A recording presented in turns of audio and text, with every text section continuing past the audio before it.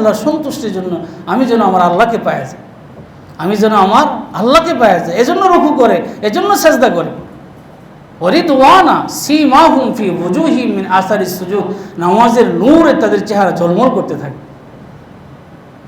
তাহলে নামাজ চেহারার নূর, অন্তরের নূর, হাসরের ময়দানে নূর, নূরুন ফিল কবরে, কবরেও নূর, কবরেও কি নূর। নামাজি ব্যক্তির কবরের মধ্যে আল্লাহ তাআলা নূর দান করবেন, তা নূর আর নূর দান করবেন। সেখানে কোনো অন্ধকার থাকবে না, সেখানে আলো আর আলো থাকবে, সেখানে আলো আর আলো থাকবে। নামাজ কি সপ্তাহে একদিন পড়া নাকি সপ্তাহে প্রতিদিন 5 বার পড়ে, কোনটা? হ্যাঁ, যে ভাইরা সপ্তাহে একদিন পড়েন সেই ভাইদের কাছে আমি অনুরোধ জানাবো, আকুল আবেদন, অত্যন্ত বিনীত আবেদন, ভাই নামাজটা ধরি। নামাজ মুসলমানের পরিচয়। কারো যদি নামাজ ঠিক হয়ে যায়, আল্লাহর হাবিব আল্লাহ তাআলা বলেন কোরআনে, ইন্নাস সালাতা তানহা আনিল ফাহশাই ওয়াল মুনকার, কারো যদি নামাজ ঠিক হয়ে যায় সব তা ঠিক হয়ে যায়। আল্লাহর কসম করে আমি বলি, কারো নামাজ যদি যথাযথ হয়ে যায়, তার যত কিছু আছে সব, তার মুআমালা, তার লেনদেন, তার কারবার, তার উঠা বসা, তার সব ঠিক হয়ে যাবে। হুজুর করতে বললেন, কোরআন থেকে বলছি, ইন্নাস সালাতা তানহা আনিল ফাহশাই ওয়াল মুনকার, নামাজ সমস্ত পাপাচার, সমস্ত অশ্লীলতা, সব কিছু থেকে মানুষকে একদম মুক্ত কইরা পবিত্র কইরা দেয় নামাজ। কিন্তু আমরা নামাজ পড়ি সুদের সাথে যুক্ত, আমরা নামাজ পড়ি ঘুষের। আসসালামু আলাইকুম ওয়া রাহমাতুল্লাহি ওয়া বারাকাতুহু। আলহামদুলিল্লাহ নাহমাদুহু ওয়া নাস্তাঈনুহু ওয়া নাস্তাগফিরুহু ওয়া নু'মিনু বিহি ওয়া নাতাওয়াক্কালু আলাইহি ونعوذ بالله من شرور أنفسنا ومن سيئات أعمالنا من يهده الله فلا مضل له ومن يضلله فلا هادي له ونشهد أن لا إله إلا الله وحده لا شريك له ونشهد أن سيدنا وحبيبنا ومولانا محمدا عبده ورسوله أما بعد فأعوذ بالله من الشيطان الرجيم بسم الله الرحمن الرحيم يا أيها الذين آمنوا إذا قمتم إلى الصلاة فاغسلوا وجوهكم وأيديكم إلى المرافق وامسحوا برؤوسكم وأرجلكم إلى الكعبين وقال النبي صلى الله عليه وسلم الطهور شطر الإيمان وقال النبي صلى الله عليه وسلم إن أمتي يدعون يوم القيامة غرا محجلين أو كما قال رسول الله صلى الله تعالى عليه وسلم আমার প্রিয় মুসলিম ভাইরা, মহান রব্বুল আলামিনের মহান দরবারে শুকরিয়া আদায় করছি, যিনি আমাদেরকে সপ্তাহের মধ্যে শ্রেষ্ঠ দিন জুমার দিনে তার ঘরে আসার তৌফিক দিয়েছেন। তার মহাব্বতে, তার ভালোবাসা বুকে নিয়ে, তাকে ভয় করে তার ঘরে আসার তৌফিক দিয়েছেন। সেই মহান রব্বুল আলামিনের মহান দরবারে শুকরিয়াতান বলি আলহামদুলিল্লাহ।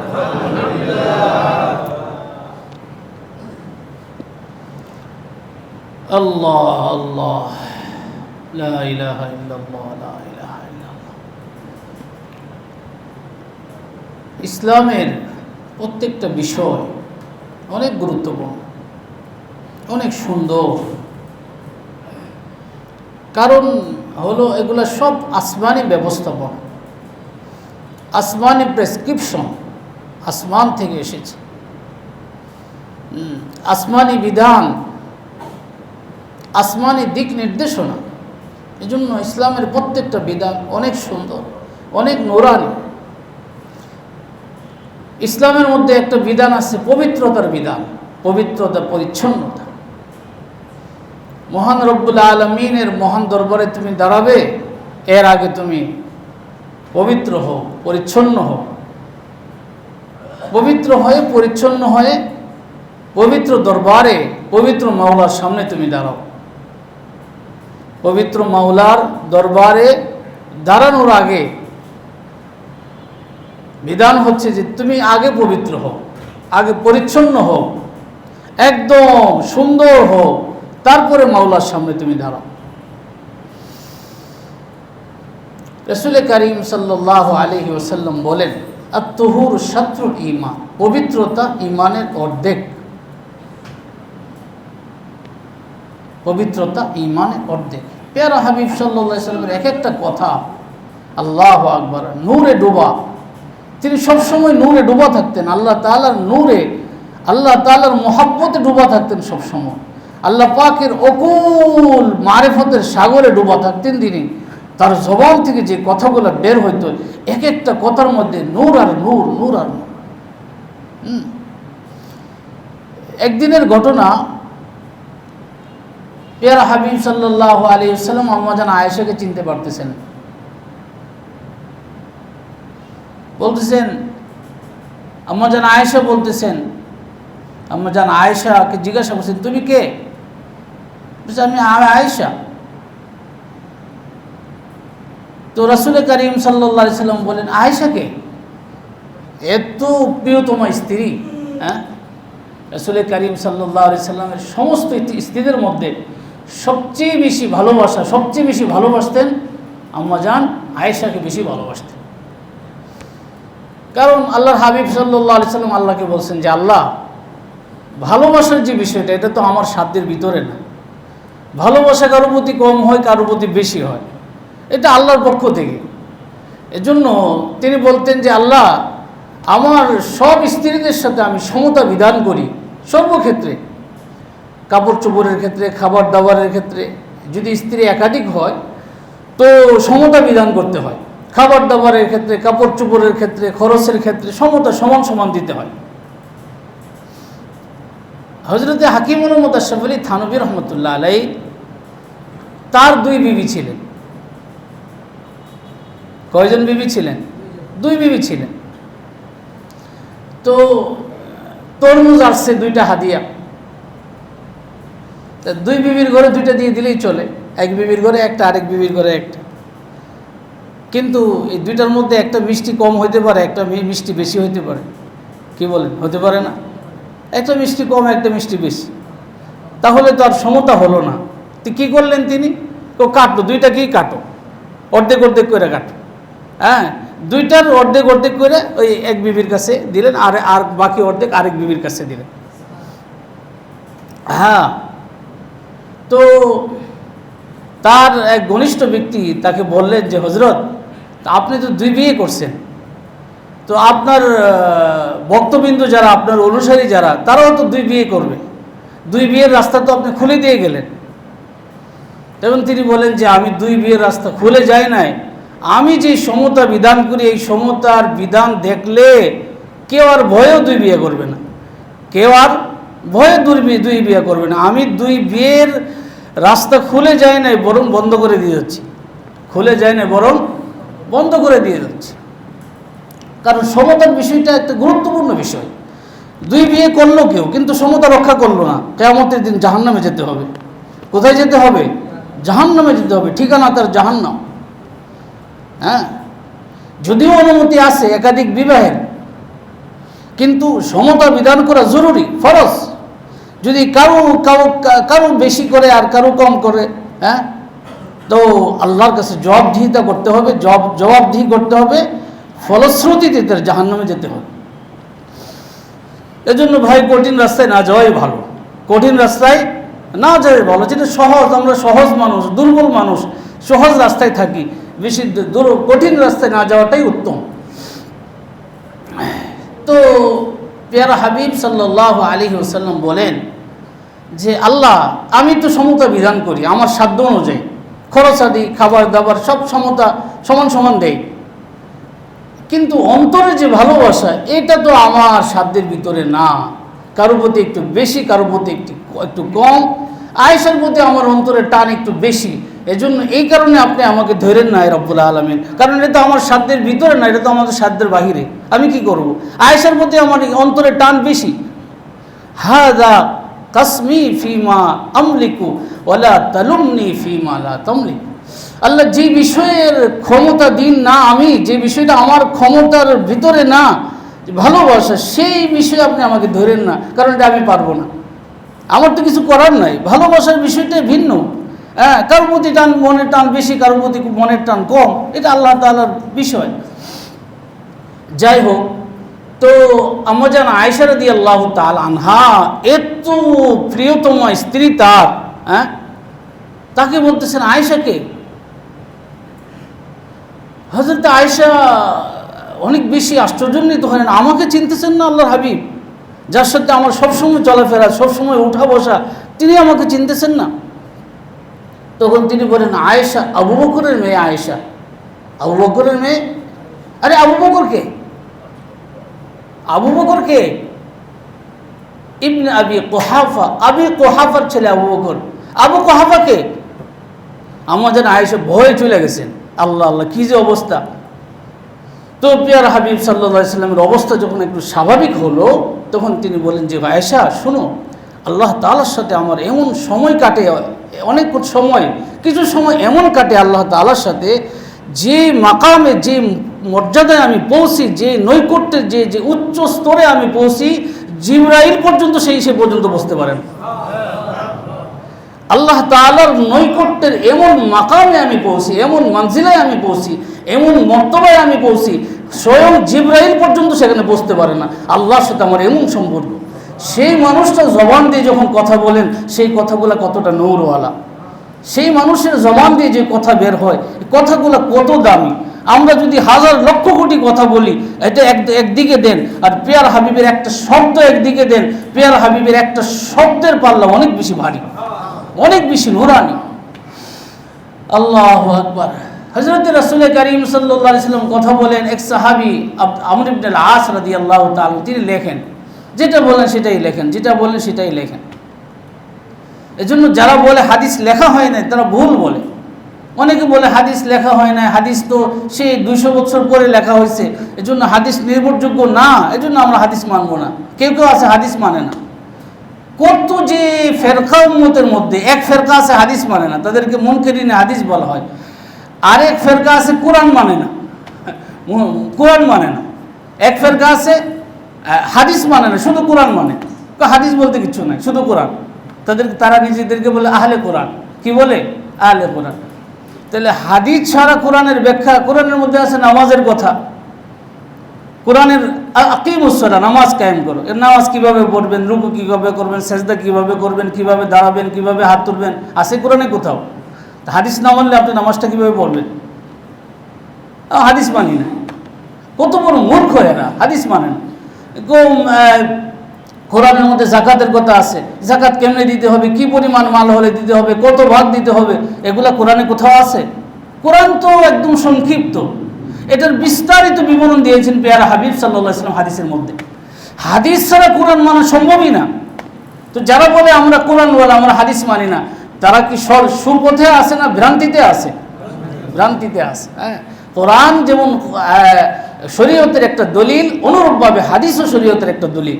কোরআন শরীয়তের দলিল, হাদিসও শরীয়তের দলিল। আল্লাহ তাআলা কোরআনে বলছেন, হে আমার হাবিব, আমি কোরআন নাজিল করলাম এজন্য আপনি কোরআনকে ব্যাখ্যা করে দিবেন, উম্মতের সামনে ব্যাখ্যা করে একদম বিশদভাবে নামাজ কিভাবে পড়তে হয়, রোজা কিভাবে রাখতে হয়, হজ কিভাবে করতে হয়, যাকাত কিভাবে দিতে হয়, এই বিশদভাবে আপনি ব্যাখ্যা করে দিবেন। আমি কোরআন নাজিল করলাম আপনার উপর এজন্য যে এটার ব্যাখ্যা আপনি করবেন। এখন ব্যাখ্যারা মানতে না রাজি না, যে আমরা আহলে কোরআন, আমরা কোরআন মানে, আমরা হাদিস মানে। আরেক দল আছে যে হাদিস মানে কোরআন মানে না।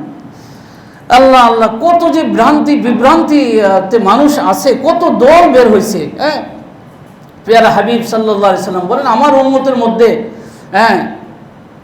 73টা দল হবে। কয় দল হবে? 73 দল। এর মধ্যে 72টা যাবে জাহান্নামে, একটা দল যাবে জান্নাতে। সেটা হলো যারা আমাকে যারা অনুসরণ করে, আমি এবং আমার সাহাবাদেরকে যারা অনুসরণ করে, তারাই যাবে জান্নাতে, বাকি 72 দল যাবে জাহান্নামে। আল্লাহু আকবার, আল্লাহু আকবার। তো হাদিস লেখা হয়েছে, সাহাবায়ে কেরাম হাদিস লিখেছেন, আল্লাহর হাবিব সাল্লাল্লাহু আলাইহি সাল্লাম বলেছেন, আর সাহাবায়ে কেরাম লিখেছেন। অনেক পাণ্ডুলিপি ছিল সাহাবায়ে কেরামের কাছে। তো সাহাবী আল্লাহর হাবিব সাল্লাল্লাহু আলাইহি সাল্লাম যেটা বলেন সাহাবী সেটাই লেখেন। তো কিছু সংখ্যক সাহাবী নিষেধ করছেন, এই মিয়া তুমি সব লেখো। রাসূলুল্লাহ সাল্লাল্লাহু আলাইহি সাল্লাম বাশারুন ইয়াতাকাল্লামু ফির রিদা ওয়াল গাদাব, তিনি তো মানুষ, তিনি তো কখন ভালো অবস্থাতে কথা বলেন, কখনো রাগান্বিত অবস্থায় কথা বলেন। হ্যাঁ, মানুষ তো সবসময় এক অবস্থায় থাকে না, কখনো খুশহালে থাকে, তার তবিয়ত ভালো থাকে, আবার কখনো রাগ করলে তো মানুষ যেটা সেটা বলে ফেলে। সব কিছু লেখা যায়? রাগ করলে কি মানুষের ব্যালেন্স থাকে? কি বলে না বলে সেটা মানুষের সামনে ব্যক্ত করাও মুশকিল হয়ে যায়, এমন এমন কথা বলে মানুষ রাগের অবস্থায়। তো তিনি তো মানুষ, তিনি রাগের অবস্থায় কথা বলেন, ভালো অবস্থায় কথা বলেন, তুমি সব লেখো। হ্যাঁ, এটা হলো?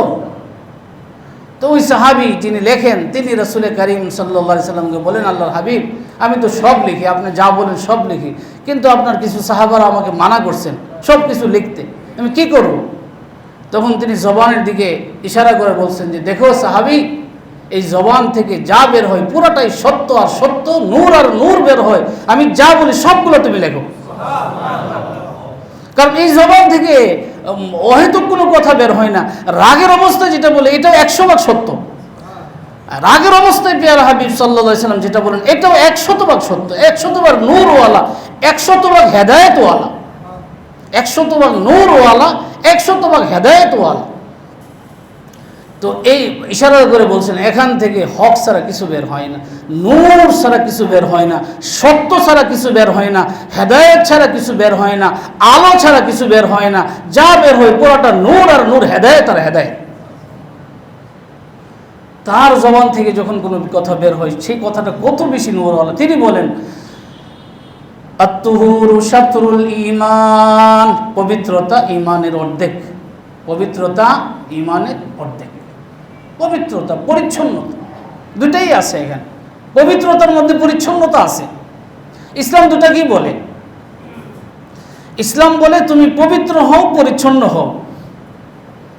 কিন্তু অন্যান্য ধর্মাবলম্বীরা তাদের কাছে পরিচ্ছন্নতা থাকতে পারে কিন্তু পবিত্রতা নাই তাদের কাছে। ইংরেজরা খুব বাহির দিয়ে খুব ফিটফাট, স্যান্ডম্যান দিয়ে কি সুগন্ধি, তাদের ভিতরের অবস্থা দেখেন, তারা এই টয়লেট পেপারের উপরেই তারা ইত্তেফাক করে, এর বেশি কিছু না, পানি টানি ব্যবহারও করে না। হ্যাঁ, দেখা যায় বাহ্যিকভাবে দেখা যায় পরিচ্ছন্ন, কিন্তু আসলে পবিত্র হয় না, তারা পবিত্র হয় না। কিন্তু একজন মুসলমানের জিন্দেগি দেখেন, সে ইস্তেঞ্জা করে, সেখানে টয়লেট পেপার ব্যবহার করে, তারপরে সে পানি ব্যবহার করে। হ্যাঁ, কত সুন্দর তার জীবন, তার কি পবিত্র।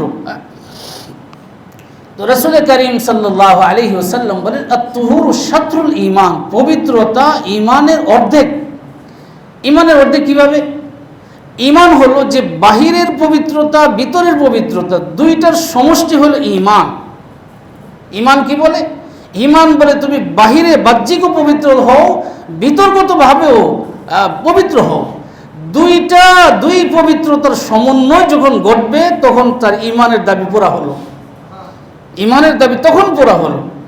আর এখানে বলা হয়েছে পবিত্রতা ঈমানের অর্ধেক, অর্থাৎ ঈমানের অর্ধেক মানে অর্ধেকটা হয়ে গেল, বাহ্যিকটা হয়ে গেল, পবিত্রতার দ্বারা বাহ্যিকটা হয়ে গেল, এখন ভিতরেরটা হলেই হলো ঈমানের অর্ধেক।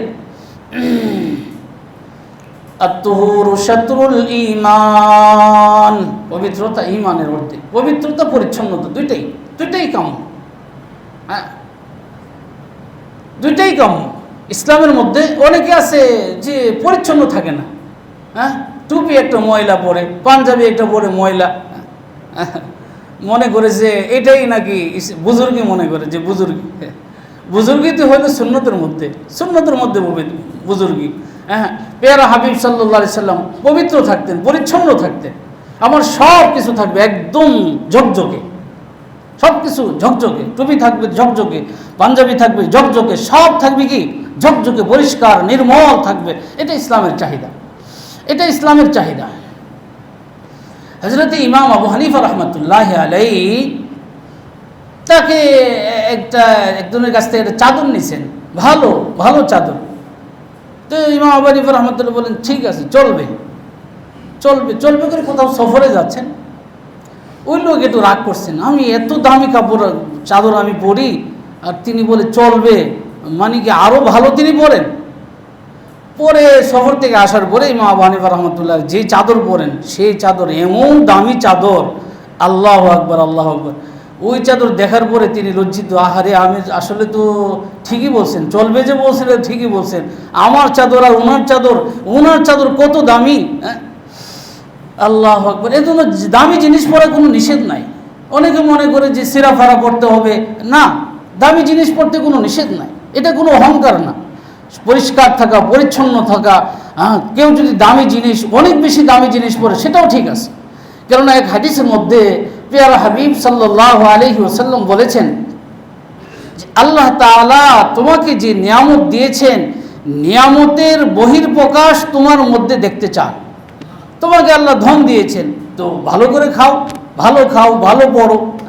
আল্লাহ পাক এটা দেখতে চান তুমি সুন্দর থাকো। ইন্নাল্লাহ জামিল ইউহিব্বুল জামাল। আল্লাহ সুন্দরকে আল্লাহ পছন্দ করেন। আল্লাহ তাআলা সুন্দর, তিনি সুন্দরকে কি করেন? পছন্দ করেন। এজন্য সুন্দর থাকা চাই, যত সুন্দর থাকা যায়, এতে কোনো নিষেধ নাই। ইন্নাল্লাহ জামিল ওয়া ইউহিব্বুল জামাল।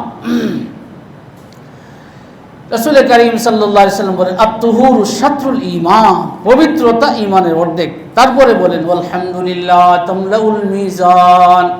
আলহামদুলিল্লাহ মিজানের পাল্লাটাকে একদম পরিপূর্ণ করে দিই সওয়াব দিয়ে। আলহামদুলিল্লাহ, কেউ একটু পরে বলে আলহামদুলিল্লাহ, তার অভ্যাস আলহামদুলিল্লাহ বলা, আল্লাহ শুকর আদায় করা। এই অভ্যাস যদি কেউ করতে পারে, নিঃসন্দেহে তার মিজানের পাল্লা আল্লাহ পুরাটা নেক দিয়ে একদম পরিপূর্ণ করে দিবে। কারণ যদি অভ্যাস এরকম হয়, একটু পরে বলে আলহামদুলিল্লাহ, আল্লাহ কত সুন্দর, কত কিছু দিয়েছেন আমাকে, কত সুন্দর, কত নিয়ামত আমাকে দিয়েছেন। একটু পরে কেউ যদি এই অভ্যাস বানাইতে পারে, আলহামদুলিল্লাহর অভ্যাস বানাইতে পারে, শুকরের অভ্যাস বানাইতে পারে, মিজানের পাল্লা আল্লাহ পুরাটা নেক দিয়ে ভরে দিবে। আর যার মিজানের পাল্লা পুরাটা নেক দিয়ে ভরে দিবেন, তার কোনো টেনশন থাকবে?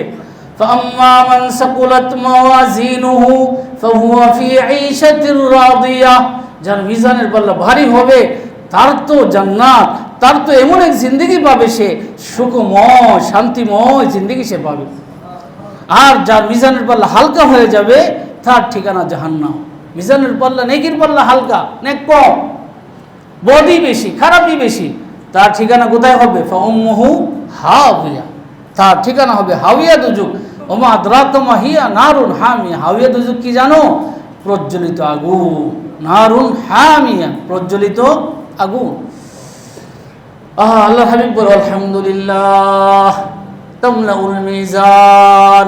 আলহামদুলিল্লাহ মিজানের পাল্লাটাকে পরিপূর্ণ। এরপরে বলেন সুবহানাল্লাহ আলহামদুলিল্লাহ তামলাআন আও ক্বালা তামলাউ মা বাইনাস সামাই ওয়াল আরদ। কেউ সুবহানাল্লাহ বললো, আলহামদুলিল্লাহ বললো, দুইটা একসাথে মিক্স করে বললো, তো আসমান জমিনের খালি জায়গা যেটা আছে আল্লাহ নেক দিয়ে ভরে দিবে। সুবহানাল্লাহ আলহামদুলিল্লাহ তামলাআন মা বাইনাস সামাই ওয়াল আরদ। আসমান জমিনের খালি জায়গাটা সুবহানাল্লাহর এত বরকত। অর্থাৎ সুবহানাল্লাহকে যদি আকার দেওয়া হয়, সুবহানাল্লাহর সওয়াবটা, আলহামদুলিল্লাহর সওয়াবটাকে যদি আকার দেওয়া হয়, আকৃতি দেওয়া হয়, তাহলে আসমান জমিনকে পূর্ণ করে ফেলবে। হ্যাঁ, আকৃতি দেওয়া হয়। আল্লাহু আকবার। হ্যাঁ, এগুলা মাপা হবে, সুবহানাল্লাহ মাপা হবে, আলহামদুলিল্লাহ মাপা হবে। কিভাবে মাপা হবে? হ্যাঁ, এই সমস্ত জিনিস মাপা যায়? এই সমস্ত জিনিস তো মাপা যায়, এখন তো সহজ। বাতাস মাপা যায় না? কি পরিমাণ জ্বর আপনার শরীরে, কি পরিমাণ জ্বর আছে মাপা যায় না? টেম্পারেচার কতটুকু মাপা যায় না? হ্যাঁ, আল্লাহ পাক এগুলো মাপবেন কিয়ামতের ময়দানে, মিজানের পাল্লাতে উঠাবেন। সুবহানাল্লাহ, আলহামদুলিল্লাহকে আসমান জমিন ভরা এই পরিমাণ সওয়াব তার মিজানের পাল্লার মধ্যে উঠবে। আল্লাহ সুবহানাল্লাহ আলহামদুলিল্লাহ তামলাআন মা বাইনাস সামাই ওয়াল আরদ। দেখেন আল্লাহ রাসূল সাল্লাল্লাহু আলাইহি ওয়াসাল্লাম কি দামি দামি কথা। হ্যাঁ, এই হাদিসটা মুসলিম শরীফে আছে, বুখারী শরীফে আছে, বিভিন্ন কিতাবের মধ্যে আছে, তিরমিজি শরীফে এই হাদিসটা আছে, অনেক দামি হাদিস। তারপরে আল্লাহর হাবিব সাল্লাল্লাহু আলাইহি সাল্লাম বলেন আসসালাতু নূর, নামাজ নূর। নামাজ কি? নূর। নামাজ নূর। নামাজ হলো ঈমানের পরে সবচেয়ে বড় ইবাদত হলো নামাজ। ঈমানের পরে সবচেয়ে বড় ইবাদত নামাজ। নামাজ হলো নূর। যে ব্যক্তি নামাজ পড়বে খুশু হুজুর সাথে, যে নামাজ পড়বে আল্লাহ তার সিনাকে নূরানি বানিয়ে দেবেন। মোল্লা আলী কারি রহমতুল্লাহ এই হাদিসের ব্যাখ্যার মধ্যে লিখছে আসসালাতু নূর, নামাজ নূর মানে নূরুন ফিল কলব, অন্তরের মধ্যে নূর। এই নামাজের বরকতে খুশু হুজুর সাথে সে নামাজ পড়ে আল্লাহ তার সিনাটাকে নামাজের বরকতে সিনাটাকে নূর দিয়ে ভরে দিবেন। আসসালাতু নূর। যে ভাইরা নামাজ পড়ি না, সপ্তাহে একদিন আসি, সেই ভাইদের কাছে আমি অনুরোধ করব যে নামাজ ধরি। মুসলমানের পরিচয় নামাজ, মুসলমানের পরিচয় নামাজ। কিয়ামতের ময়দানে যেদিন বিভীষিকাময় অবস্থা হবে, সেদিন আল্লাহ বলেন ইয়াউমা ইউকশাফু আন সাকি ওয়া ইউদআউনা ইলা সুজুদি ফালা ইসতাতিউন খাশিআতান আবসারুহুম তারহাকুহুম যিল্লা ওয়া ক্বাদ কানু ইউদআউনা ইলা সুজুদি ওয়া হুম সালিমুন। আল্লাহ বলেন কিয়ামতের ময়দানে তাদেরকে সিজদার কথা বলা হবে। যারা বেনামাজি তারা পিঠ বাঁকা করতে পারবে না, পিঠ একদম কাঠের মতো শক্ত হয়ে থাকবে, রুকু করতে পারবে না, সেজদা করতে পারবে না। সেদিন তো এই 200 মানুষ আর 300 মানুষ না, 2000 মানুষটা সেদিন লক্ষ লক্ষ কোটি কোটি মানুষের সামনে লজ্জার আর শেষ থাকবে না। চিহ্নিত হয়ে যাব আমি নামাজ পড়ি নাই, একদম পিঠ একদম সোজা থাকবে, রুকু করার শক্তি হবে না, কাঠের মতো শক্ত, রুকুও করতে পারবে না, ভাঙতে পারবে না, সেজদা করতে পারবে না। রুকু সেজদা করলে তো ভাঙতে হয় না আমার ভাইয়েরা, ভাঙতে হয়। হ্যাঁ, ইয়াউমা ইউকশাফু আন সাকি ওয়া ইউদআউনা ইলা সুজুদ ফালা ইসতাতিউন খাশিআতান আবসারুহুম, একদম নিচের দিকে, লজ্জায় নিচের দিকে মাথা নত করে রাখবে। বেনামাজিরা নিচের দিকে মাথা নত করে রাখবে। খাশিআতান আবসারুহুম তারহাকুহুম যিল্লাহ, তারহাকুহুম যিল্লাহ, জিল্লতি চারদিক থেকে তাকে বেষ্টন করে ফেলবে। বেনামাজিদেরকে জিল্লতি চারদিক থেকে বেষ্টন করে ফেলবে। আর যে নামাজি নামাজের মতো নামাজ পড়ে, খুশু হুজুর সাথে ইখলাসের সাথে নামাজ পড়ে, নূরুহুম ইয়াসআ বাইনা আইদিহিম ওয়া বিআইমানিহিম, তার সামনে থাকবে নূর, তার ডানে থাকবে নূর, নূর আর নূর থাকবে তার সামনে। নূরুহুম ইয়াসআ বাইনা আইদিহিম ওয়া বিআইমানিহিম ইয়াকুলুনা রাব্বানা আতমিম লানা নূরানা, বলবেন আল্লাহ আর নূর আরো বাড়ায়া দেন। রব্বানা আতমিম লানা নূরানা ওয়াগফির লানা ইন্নাকা আলা কুল্লি শাইইন কাদির। তুমি নামাজ পড়ছো, নামাজ তোমার জন্য নূর। হাসরের ময়দানে নূর আর নূর থাকবে, এই নূর দিয়ে তুমি দেখে দেখে আল্লাহর জান্নাতে চলে যাবে। তুমি নামাজ অন্তরের নূর। যে নামাজ পড়ে না তার অন্তরটা অন্ধকারাচ্ছন্ন, নূর নাই সেখানে। আর যে নামাজি, মোল্লা আলী কারি বলেন নূরুন ফিল কলব, তার অন্তরটাকে নামাজের বরকতে নামাজে তার সীমাহীন নূর নসিব হয়ে যায়। হাদিসের মধ্যে আছে, পেয়ারা হাবিব সাল্লাল্লাহু আলাইহি সাল্লাম বলেন যখন মানুষ নামাজে দাঁড়ায় সে নূরের মধ্যে বেষ্টিত থাকে। নূরের মধ্যে কি থাকে? বেষ্টিত থাকে। মাছ যেমন পানির মধ্যে বেষ্টিত থাকে, তার ডানে পানি, বামে পানি, সামনে পানি, পিছনে পানি, মাছ যেমন পানির মধ্যে বেষ্টিত থাকে, নামাজি ব্যক্তি আল্লাহর পক্ষ থেকে নূরের মধ্যে সামনে পিছনে ডানে বামে সে নূরের মধ্যে বেষ্টিত থাকে, নূরের মধ্যে বেষ্টিত। এবং নামাজি ব্যক্তির দিকে আল্লাহ তাআলা সর্বোচ্চ মনোযোগ নিবিষ্ট করেন, সর্বোচ্চ মনোযোগ দিয়া রহমত দিয়ে আল্লাহ তাআলা নামাজি ব্যক্তির দিকে তাকায় থাকে। সর্বোচ্চ মনোযোগ আল্লাহ তাআলা দেন কার দিকে? নামাজি ব্যক্তির দিকে। পেয়ারা হাবিব সাল্লাল্লাহু আলাইহি সাল্লামের কথা কত দামি, কত সুন্দর সুন্দর কথা। হ্যাঁ, আসসালাতু নূর, নামাজ নূর। নামাজ নূর মানে নামাজ অন্তরে নূর, অন্তরটা নামাজের বরকতে নূর দিয়ে ভরা দেন। নামাজ নূর মানে হাসরের ময়দানে নূর আর নূর থাকবে।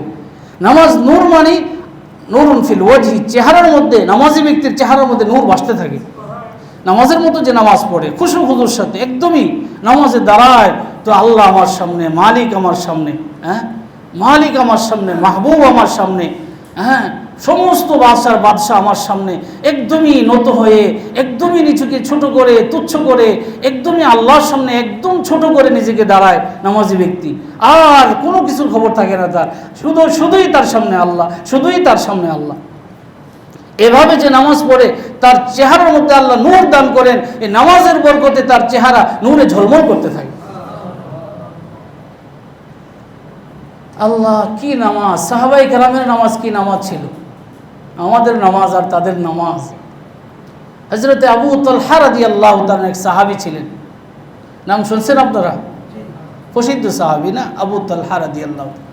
তিনি নামাজে দাঁড়াইছেন, তার একটা বাগান ছিল, অনেক বড় দামি একটা বাগান। নামাজে দাঁড়াইছেন, হঠাৎ করে পাখি এসে এক ডাল থেকে আরেক ডালে যাচ্ছে, আরেক ডাল থেকে আরেক ডালে। তার মনোযোগটা সেদিকে আকৃষ্ট হয়ে গেছে। এই কিছুক্ষণের জন্য আবার তিনি ফিরে আসছেন, নামাজ শেষ করছেন, শেষ করে বলেন, যে জিনিস নামাজ থেকে আমাকে, নামাজের মনোযোগ নষ্ট করছে, যেই জিনিস, যেই বাগান, সেই বাগান আমি রাখবো না, সেই বাগান আমি আল্লাহর জন্য অক্ষ করে দিব। এমন বুকের পাটা আছে আমাদের কারো? এরকম বুকের পাটা কারো আছে আমার ভাই? এরকম বুকের পাটা আমাদের নেই। আল্লাহু আকবার!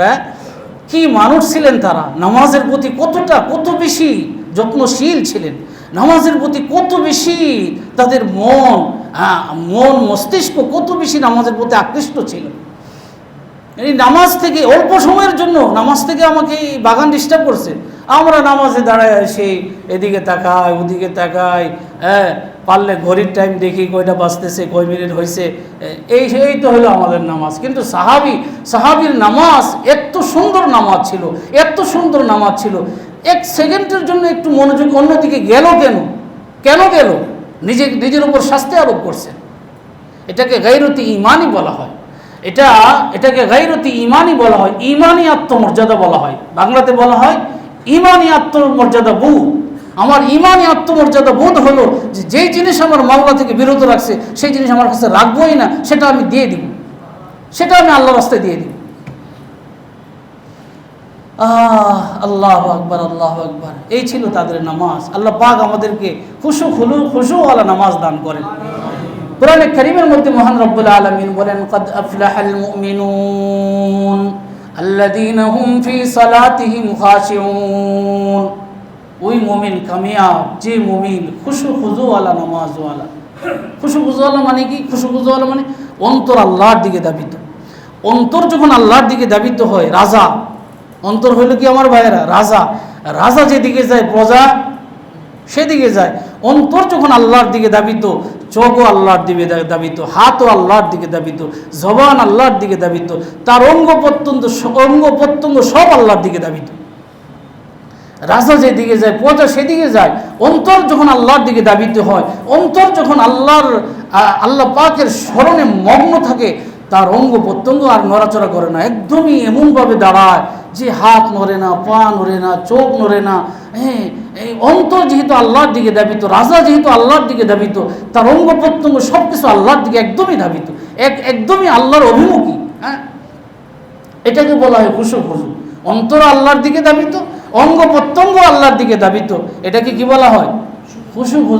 এটাকে খুশু বলা হয়। আল্লাহ বলেন, এই খুশুওয়ালা নামাজ যে বানাবে সেই মুমিন কামিয়াব মুমিন। ক্বাদ আফলাহাল মুমিনুন, সেই মুমিন কামিয়াব মুমিন। নামাজ হলো মজার জিনিস। ফজলুর রহমান গাঞ্জি মুরাদাবাদী রহমতুল্লাহ তিনি বলতেন, जब मैं सजदा करता हूँ मुझे ऐसा लगता है मेरा मौला मेरा प्यार ले रहा है। যখন আমি সেজদা করি মনে হয় যে আমার মাওলা আমার আদর করতেছে। এটা হলো আল্লাহওয়ালাদের নামাজ। কার নামাজ? আল্লাহওয়ালাদের নামাজ। যখন আমি নামাজ পড়ি, সেজদা করি, মনে হয় যে আমার আল্লাহ আমার আদর করতেছেন। এত সুন্দর, এমনভাবে আল্লাহ তিনি বলেন, ফজলুর রহমান গঞ্জি মুরাদা ভাই তিনি বলেন, জান্নাতের মজা সত্য, হাউজে কাউসারের মজা সত্য, কিন্তু নামাজের যেই মজা এটা কোথাও নাই। তিনি এই কথা বলেন, জান্নাতের মজা সত্য, হাউজে কাউসারের মজা সত্য, কিন্তু নামাজের যেই মজা এটা কোথাও নাই। আল্লাহ আমাদেরকে সেই তৌফিক দান করেন। আল্লাহু আকবার, আল্লাহু আকবার। রাসূল কারীম সাল্লাল্লাহু আলাইহি সাল্লাম বলেন, আস-সালাতু নূর, নামাজ হলো নূর, নূরুন ফিল ওয়াজহি, চেহারা নূর। সাহাবায়ে কেরাম নামাজ পড়তেন, তাদের চেহারা নূরে ঝলমল করতে থাকে। কোরআনে আল্লাহ বলেন, তারাহুম রুকআন সুজদাই ইয়াবতাগুনা ফাদলাম মিনাল্লাহি ওয়া রিদওয়ানা। আমার নবীর সাহাবাদেরকে দেখবেন তারা রুকু অবস্থায় আছে, সেজদায় অবস্থায় আছে। ইয়াবতাগুনা ফাদলাম মিনাল্লাহ, আল্লাহর অনুগ্রহ তারা চায়, আল্লাহর সন্তুষ্টি চায়। তার উদ্দেশ্য আল্লাহর সন্তুষ্টি। রুকু করে আল্লাহর সন্তুষ্টির জন্য, সেজদা করে আল্লাহর সন্তুষ্টির জন্য, আমি যেন আমার আল্লাহকে পাওয়া যায়, আমি যেন আমার আল্লাহকে পাওয়া যায়, এজন্য রুকু করে, এজন্য সেজদা করে। ওয়ারিদওয়ানা সীমাহুম ফি ওয়ুজুহিহিম মিন আসারিস সুজুদ, নামাজের নূরে তাদের চেহারা ঝলমল করতে থাকে। তাহলে নামাজ চেহারার নূর, অন্তরের নূর, হাসরের ময়দানে নূর, নূরুন ফিল কবরে, কবরেও নূর, কবরেও কি নূর। নামাজি ব্যক্তির কবরের মধ্যে আল্লাহ তাআলা নূর দান করবেন, তার নূর আর নূর দান করবেন। সেখানে কোনো অন্ধকার থাকবে না, সেখানে আলো আর আলো থাকবে, সেখানে আলো আর আলো থাকবে। নামাজ কি সপ্তাহে একদিন পড়া নাকি প্রতিদিন 5 বার পড়ে, কোনটা? হ্যাঁ, যে ভাইরা সপ্তাহে একদিন পড়েন সেই ভাইদের কাছে আমি অনুরোধ জানাবো, আকুল আবেদন, অত্যন্ত বিনীত আবেদন, ভাই নামাজটা ধরি। নামাজ মুসলমানের পরিচয়। কারো যদি নামাজ ঠিক হয়ে যায়, আল্লাহর হাবিব আল্লাহ তাআলা বলেন কোরআনে, ইন্নাস সালাতা তানহা আনিল ফাহশাই ওয়াল মুনকার, কারো যদি নামাজ ঠিক হয়ে যায় সব তার ঠিক হয়ে যায়। আল্লাহর কসম করে আমি বলি, কারো নামাজ যদি যথাযথ হয়ে যায়, তার যত কিছু আছে সব, তার মুআমালা, তার লেনদেন, তার কারবার, তার উঠা বসা, তার সব ঠিক হয়ে যাবে। হুজুর করতে বললেন, কোরআন থেকে বলছি, ইন্নাস সালাতা তানহা আনিল ফাহশাই ওয়াল মুনকার, নামাজ সমস্ত পাপাচার, সমস্ত অশ্লীলতা, সব কিছু থেকে মানুষকে একদম মুক্ত করে, পবিত্র করে দেয় নামাজ। কিন্তু আমরা নামাজ পড়ি সুদের সাথে যুক্ত, আমরা নামাজ পড়ি ঘুষের সাথে যুক্ত, আমরা নামাজ পড়ি চিটারির সাথে যুক্ত, মাপে কম দেই। হ্যাঁ, নামাজ পড়ে 5 ওয়াক্ত কিন্তু মাপে দেয় কম। তাহলে আল্লাহর কথা তো ঠিক যে নামাজ সব পাপাচার থেকে বিরত থাকবে, তারপরেও সে পাপ ছাড়তেছে না, বোঝা গেল তার নামাজ হয়নি, বোঝা গেল তার নামাজ হয়নি, নামাজের সমস্যা। হ্যাঁ, আল্লাহু আকবার, ওয়ালা যিকরুল্লাহি আকবার, ওয়ালা যিকরুল্লাহ। আল্লাহ বলেন নামাজ হলো সবচেয়ে বড় জিকির, নামাজ সবচেয়ে বড় জিকির। আসসালাতু ইমাদুদ্দিন, আসসালাতু ইমাদুদ্দিন, নামাজ হলো দ্বীনের খুঁটি, পিলার। নামাজ হলো দ্বীনের খুঁটি, পিলার। মান আকামাহা ফাকাদ আকামাদ-দ্বীন, যে নামাজ কায়েম করলো, নামাজ যত্ন সহকারে আদায় করলো, সঠিকভাবে পূর্ণাঙ্গভাবে আদায় করলো, তার দ্বীন একদম পরিপূর্ণ হয়ে গেল, একদম দ্বীন পূর্ণাঙ্গ হয়ে গেল তার নামাজ, তার দ্বীন। আল্লাহু আকবার। নামাজের উপরে কোনো ইবাদত নাই, ঈমানের পরেই নামাজ, নামাজের উপরে কোনো ইবাদত নাই। আস-সালাতু নূর। তারপরে আল্লাহর হাবিব বলেন, ওয়াস-সাদাকাতু বুরহান, সাদাকা, দান খয়রাত, যাকাত, দান খয়রাত, এটা হলো দলিল। এটা হলো কি দলিল? কিসের দলিল? ঈমানের দলিল, ঈমানের দলিল, আল্লাহর মহব্বতের দলিল। কেউ যাকাত দেয়, দান খয়রাত করে, দলিল সে আল্লাহকে মহব্বত করে, তার সিনার মধ্যে ঈমান আছে, ঈমানের দলিল, সে আল্লাহকে মহব্বত করে, এই দলিল। কারণ মাল ছাড়া অত সহজ না, মানুষ জান দিতে রাজি, মাল দিতে রাজি না। কি বলেন? জান দিতে রাজি, ভাই হ্যাঁ কি করতে হবে বলো, তো মাল চাইলে মাল দেওয়া যাবে না। মাল জানের থেকে মাল মানুষের কাছে বেশি প্রিয়। তো এত তো সত্ত্বেও, এত মাল এত প্রিয় সত্ত্বেও, প্রিয় হওয়া সত্ত্বেও যাকাত দেয়, দান খয়রাত করে, দলিল তার সিনার মধ্যে ঈমান আছে, তার সিনার মধ্যে আল্লাহর ভালোবাসা আছে। আল্লাহর হাবিব বলেন সাদাকা, দান খয়রাত, এটা হলো দলিল। আস-সাদাকাতু বুরহান ওয়াস-সাবরু জিয়া, আল্লাহর হাবিব বলেন সবর হলো আলো। সবর হলো কি? আলো। সবর হলো আলো। ওয়াল কুরআনু হুজ্জাতুন লাকা ওয়া আলাইক, কুরআন তোমার পক্ষে দলিল হবে, না হয় তোমার বিপক্ষে দলিল হবে। কোরআন হয়তো পক্ষে দলিল হবে, না হয় বিপক্ষে দলিল হবে। পক্ষে কখন হবে? আমি কোরআনকে সম্মান করি, কোরআনের আজমত করি, কোরআনের তেলাওয়াত করি, কোরআন অনুযায়ী জীবন চালাই, কোরআন আমার পক্ষে না বিপক্ষে? পক্ষে। আর কোরআনের সাথে আমার কোনো সম্পর্ক নাই, কোরআনই জিন্দেগি নাই। চাকরি বাকরি করি, খাই লয়। আরে খাই লয়, এটা তো জানোয়ারও খাইলো। তোমার মধ্যে আর জানোয়ারের মধ্যে পার্থক্য কি? গরু ছাগলও তো খাইলো, তুমিও খাওলো, তাহলে তোমার মধ্যে আর জানোয়ারের মধ্যে পার্থক্য কি? এই জন্য আমার ভাইয়েরা নিজের মালিককে চিনি, আল্লাহকে চিনি, রবকে চিনি, রবওয়ালা জীবন বানাই, রবওয়ালা জীবন বানাই, রবওয়ালা জীবন বানাই, মাওলাওয়ালা জীবন বানাই, আল্লাহওয়ালা জীবন বানাই, আল্লাহর সাথে ভালোবাসা প্রতিষ্ঠিত করি। সেই আল্লাহ হাসরের মধ্যে কবরে আমার সাথে থাকবেন, হাসরে আমার সাথে থাকবেন, জান্নাতে আমার মাওলা আমার সাথে থাকবে। আর যে জিনিসের সাথে দুনিয়ার সাথে সম্পর্ক, এটা তো থাকবে না আমার সাথে। তো কবরে কি হবে, হাসরে কি হবে, জান্নাত পরে কি হবে? যেটা আমার সাথে, যেটার সাথে ভাব লাগাইলাম, সম্পর্ক করলাম, সেটা তো যাবে না। আর যিনি যাবেন, যে মাওলা, তার সাথে সম্পর্ক করলাম না, তাহলে কিভাবে হবে? আল্লাহ আমাদেরকে তৌফিক দেন, আল্লাহ আমাদেরকে কবুল করেন। ওয়াল কুরআন হুজ্জাতুল লাকা ওয়া আলাইক। আল্লাহ আল্লাহ আল্লাহ। এজন্য আমার ভাইরা, পবিত্রতা, পরিচ্ছন্নতা, আজকে আমার নিয়ত ছিল কিছু আলোচনা করব পবিত্রতা সম্পর্কে। এই হাদিস পড়তে পড়তে সময় শেষ হয়ে গেল।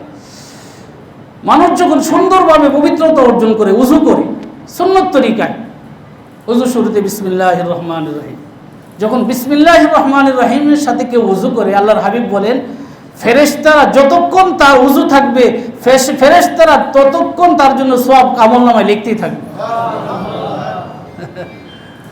আর যারা সুন্নত তরিকায় উযু করে, উযুর আগে পড়ে বিসমিল্লাহির রহমানির রহিম, নিয়ত করে আল্লাহ আমি নামাজ পড়বো এই উযু দিয়া, আল্লাহ আপনার মহব্বত দেন আমাকে, আর উযুর মধ্যে দোয়া পড়তে থাকে, এই ধ্যানের সাথে সুন্নতের সাথে উযু করে, কিয়ামতের দিন তার উযুর অঙ্গগুলা নূরে ঝলমল করতে থাকবে।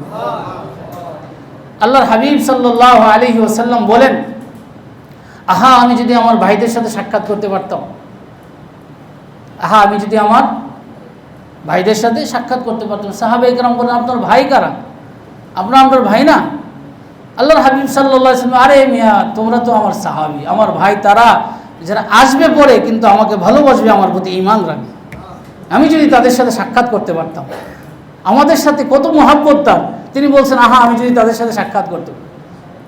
তো সাহাবায়ে কেরাম তাদেরকে চিনবেন কি করে কিয়ামতের ময়দানে? তারা যে উযু করবে না, নামাজের জন্য উযু করবে না, তাদের চেহারা, তাদের হাত পা, তাদের অঙ্গ প্রত্যঙ্গ সব নূরে ঝলমল করতে থাকবে। আমি তাদেরকে দেখবো আর চিনবো, তাদের জন্য সুপারিশ করে আল্লাহ জান্নাতে নিয়ে যাবে। আল্লাহর হাবিব সাল্লাল্লাহু আলাইহি সাল্লাম একটা উদাহরণ দিয়েছেন যে অনেকগুলা কালো ঘোড়া, হাদিসের মধ্যে আসছে। আপনাদেরকে যা শোনায় হাদিস থেকে শোনানোর চেষ্টা করি আমি। কোরআন হাদিস আলহামদুলিল্লাহ আমার সামনে থাকে। ওই চটি বইটু এগুলা পরের অভ্যাস আমার নাই আলহামদুলিল্লাহ। এই অনেকগুলা কালো ঘোড়া, এর মধ্যে একটা ঘোড়ার কপালের মধ্যে সাদা দাগ, চাঁদ কপালওয়ালা বলে, কি বলে? চাঁদ কপালওয়ালা, চাঁদ কপালওয়ালা, সবগুলা কালো, শুধু এর মধ্যে একটা ঘোড়ার কপালের মধ্যে দাগ। আল্লাহ হাবিবের এটা চিনতে কষ্ট হবে? না, এটা চিনতে তো কোনো কষ্ট হবে না।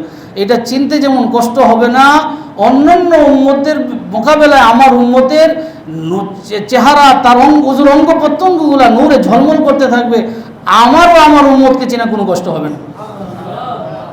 এই হলে উযু। কিন্তু উযুটা করতে হবে কিসের সাথে? বিসমিল্লাহির রহমানির রহিম। আল্লাহ হাবিব বলেন, যার বিসমিল্লাহ নাই তার উযুই নাই। যে বিসমিল্লাহ বলে না তার উযুই হয় না। উযু হয় না মানে এটা বলা যাবে না তার উযু হয় না, বা তার উযু পূর্ণাঙ্গ হয় না। পরিপূর্ণ নূরওয়ালা, বরকতওয়ালা, সেই নূরওয়ালা একদমই পূর্ণাঙ্গ হয় না তার উযু, একদম মানে একদমই ত্রুটিপূর্ণ। এজন্য আমার ভাই উযু করবো সুন্দরভাবে, সুন্নত তরিকা। ইনশাআল্লাহ আল্লাহ যদি তৌফিক দেন আগামী সপ্তাহে কিছু বলবো ইনশাআল্লাহ। পবিত্রতা, পরিচ্ছন্নতা, উজু কিভাবে করতে হয়, উজুর ফজিলত, এগুলা ইনশাআল্লাহ। এগুলা জরুরি কিনা আমার ভাইয়েরা? জরুরি বিষয় না। আল্লাহ আমাদেরকে তৌফিক দেন, আল্লাহ আমাদেরকে কবুল করেন। ও আখিরু দাওয়ানা আলহামদুলিল্লাহি রাব্বিল আলামিন ওয়াসসালাতু ওয়াসসালামু আলা সাইয়্যিদিল আমবিয়াই ওয়াল মুরসালিন।